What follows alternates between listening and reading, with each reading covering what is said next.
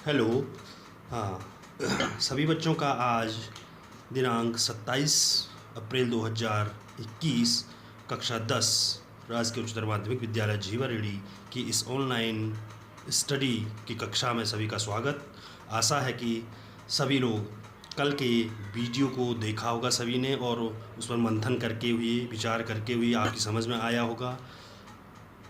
तो जहाँ पर भी जिस बच्चे को कोई कठिनाई, किसी भी प्रश्न, किसी भी डेरिवेशन इत्यादि में कहीं भी कोई दिक्कत होती है, तो वो जो एक ग्रुप है हमारा ऑनलाइन स्टडी का, उसमें लिख करके, ऑडियो भेज करके या डायरेक्टली कॉल करके हमें संबंधित अध्यापक को अपनी पूछ सकते हैं कि सर यहाँ पर प्रॉब्लम हो रही है, ये क्या है, मेरी समझ में नहीं आ रहा है। ठीक है।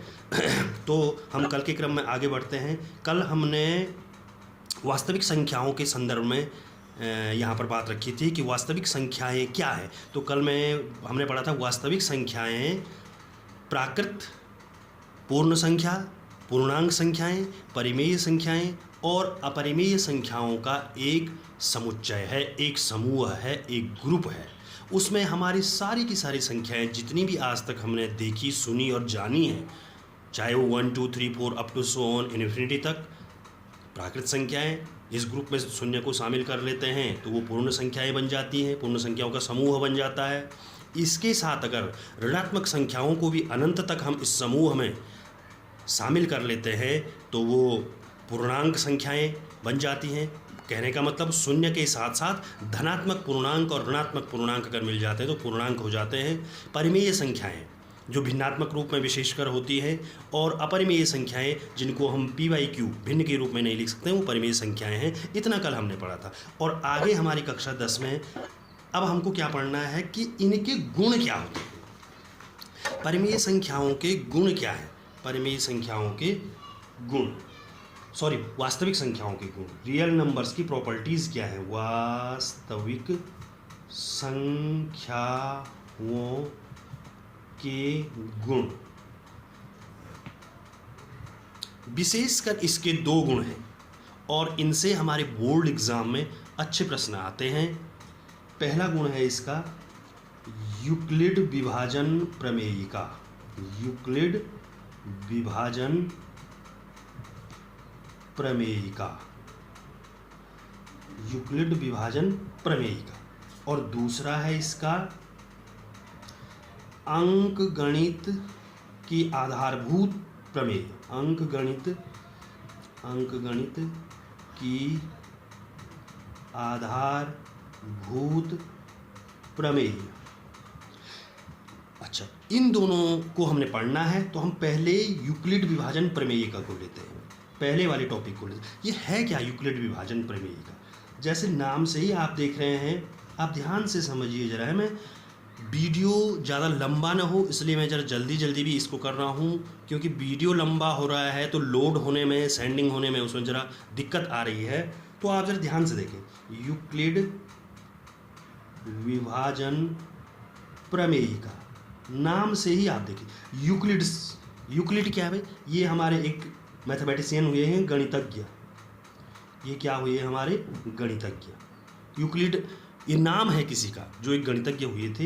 दूसरा है विभाजन, शब्द से ही आपको पता लग रहा है भाग करना। विभाजन का मतलब होता है भाग देना या भाग करना, हिस्से करना, टुकड़े करना। और नेक्स्ट थर्ड वन है प्रमेयिका। प्रमेयिका, आज तक आपने प्रमेय नाम सुना है बहुत जगह, जैसे आपने पाइथागोरस प्रमेय पढ़ी होगी।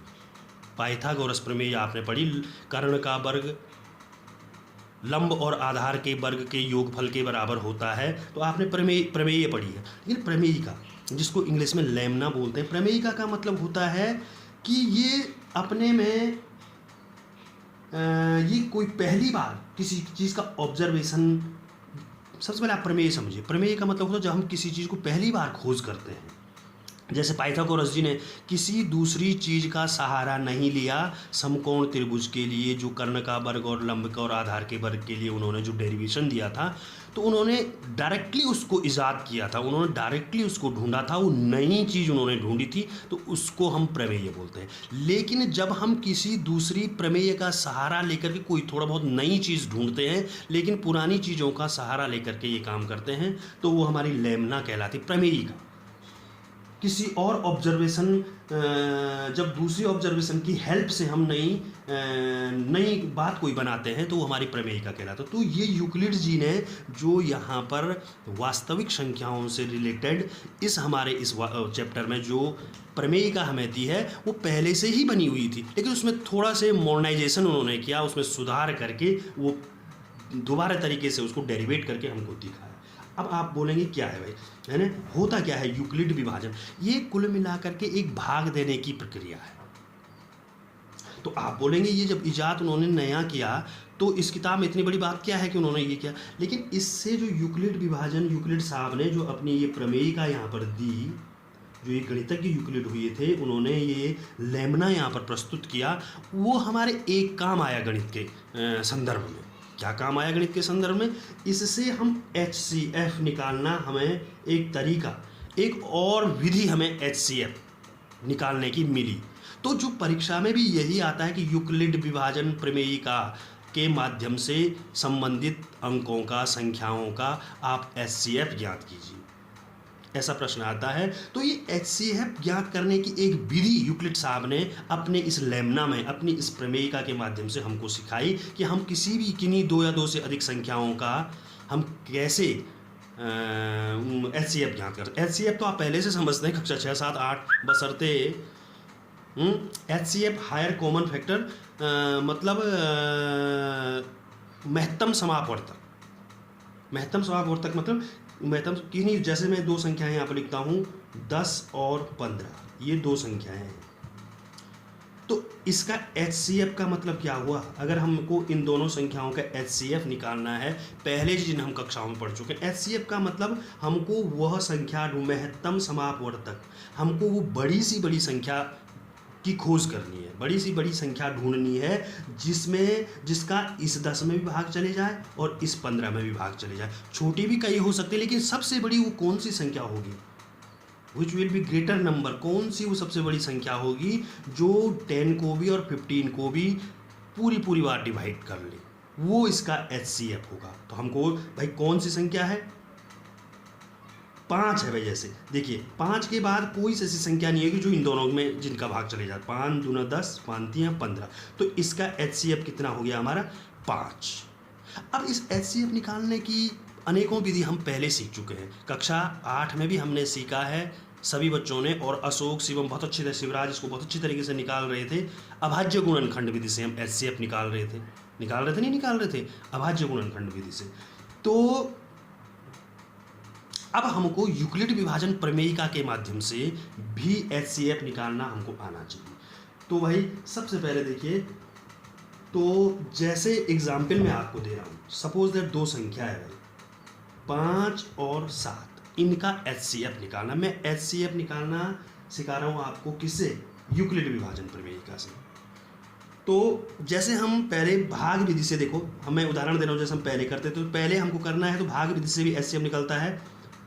ये छोटी संख्या का भाग देते हैं बड़ी संख्या में, ये हम कक्षा 6 से पढ़ के आ रहे हैं। जब दो संख्याओं का HCF निकालना होता है, तो हमको क्या करना होता है कि छोटी संख्या से डिवाइड करना होता है बड़ी संख्या। छोटी संख्या 5 है, बड़ी संख्या क्या है? 7 है, तो 5 का भाग 7 में देते हैं। ये भाग विधि से HCF निकाल रहे हैं, ठीक है ना? LCM नहीं, HCF की मैं बात कर रहा हूँ, ठीक है ना? तो 5 का भाग 2 भाई, 5 एकम 5 घटाया 2, घटाया 2। अच्छा, फिर जो शेष रह जाता है वो नया डिविज़र बन जाता है, वो नया भाजक बन जाता है, और जो पुराना भाजक होता है वो भाज्य बन जाता है नया। फिर 2 से डिवाइड करो, 2 दूना 4 और घटाया 1, फिर एक नया भाजक, और फिर 2 पुराना जो भाजक है वो नया भाज्य, 1 दूना 2, 1 दूना 2 भागफल।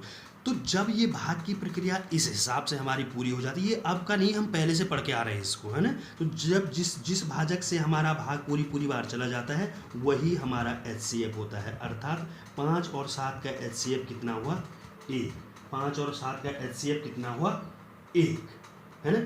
अच्छा, तो चलो जैसे हमने 5 का भाग 7 में दिया, ये 5 को हम बोलते क्या है गणित की भाषा में? जिससे भाग देते हैं उसका नाम होता है भाजक। क्या होता है?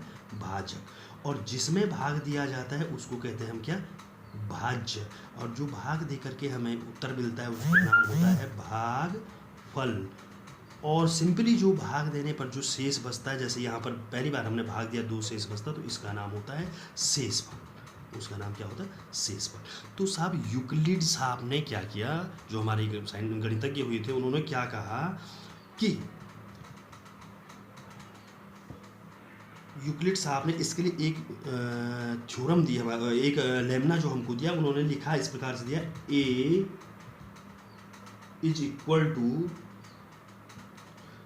BQ + R। A = BQ + R। अब आप बोलेंगे ए क्या हुआ? ए हुई भाई हमारी बड़ी वाली संख्या। जब हम 2 संख्याओं का अगर हम HCF निकालना चाहें तो ए मतलब हुई, जैसे ये 5 और 7 था, यहाँ पर 5 और 7, तो 7 बड़ी है, 5 छोटी है, तो ये ए है और 5 बी है। क्यू मतलब हमारा क्वेश्चन माने भागफल, जो हमारा भाग देकर के जो उत्तर निकलता है वो हमारा क्यू हुआ। और आर का मतलब होता है रिमाइंडर, जो शेष बनता है। तो उन्होंने कहा कि इस प्रकार से, जैसे मैं यहाँ पर 7 लिख दूँ, 7 = 5 गुणा भाग देकर के कितना आया? भागफल 1 और शेष कितना बचा? 2 पहली बार में। तो 5 एकम 5 और 2 7। तो मतलब ये हम पहले से थोड़ा बहुत हम पहले से जानते हैं कि भाजक गुणा भागफल धन शेष बराबर भाज्य होता है। ये तो पहले से नियम है, ये हम पहले से इतना तो हम जानते ही हैं कि भाज्य बराबर होता है भाजक धन भागफल प्लस शेषफल। ये गणित में हम पहले से पढ़ के आ रहे हैं। भाज्य बराबर भाजक धन भागफल, भाजक गुणा भागफल, भाजक गुणा भागफल धन शेषफल। मतलब ये भाज्य है। देखो ए और बी छोटी संख्या, बी 5 गुणा जब हमने भाग दिया, ये भाजक है। ये आप बिल्कुल कंफर्म समझ लीजिए कि जिससे हम भाग देते हैं उसको भाजक बोलते हैं, जिसमें भाग दिया जाता है उसको भाज्य कहते हैं। और भाग देने के उपरांत जो उत्तर जैसा निकलता है, जिसको हम यहाँ पर लिखते हैं, वो हुआ भागफल। और जो नीचे अगर कभी कुछ रह जाता तो वो हुआ हमारा शेषफल। वो क्या हुआ? हमारा शेषफल। तो अगर हम भाजक को इससे गुणा करेंगे और इसको जोड़ देंगे तो इतना आना चाहिए, तभी हम समझेंगे कि हमारा भाग की क्रिया जो है सही हुई है। ठीक है ना। तो ये अब ये भी हम पहले से पढ़े हुए हैं। तो यूक्लिड साहब ने नया क्या किया? उन्होंने इस क्रिया को चरणबद्ध रूप से हमको सिखाया कि अब नेक्स्ट में क्या होगा, अगले उसमें जो ये भाजक है, उन्होंने इसको कई चरणों में, इसको हम यूक्लिड विभाजन एल्गोरिथम भी कहते हैं। यूक्लिड विभाजन एल्गोरिथम किताब में लिखा है, यूक्लिड विभाजन एल्गोरिथम प्रक्रिया से इसका HCF ज्ञात कीजिए। तो एल्गोरिथम का मतलब हुआ, उन्होंने इसमें चरण, ये एक लाइन हो गई, दूसरी लाइन दूसरा चरण, तीसरी लाइन तीसरा, इसमें पंक्तियाँ बढ़ती जाएंगी, स्टेप्स बढ़ते जाएंगे। तो उन्होंने ये स्टेप्स बढ़ाने की जो प्रोसेस है, जो प्रक्रिया है, उसको हमें सिखाया। और तब अंत में जा कर के इससे हमारा HCF निकला। तो चलो मैं उसमें बात करता हूँ आगे।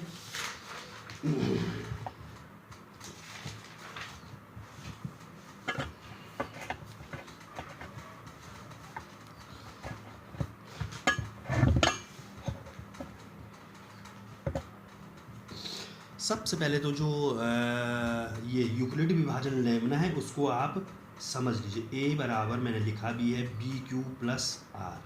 ए माने बड़ी संख्या, बी माने छोटी संख्या, जो जिस बड़ी छोटी संख्या का भाग हम बड़ी संख्या में देते हैं।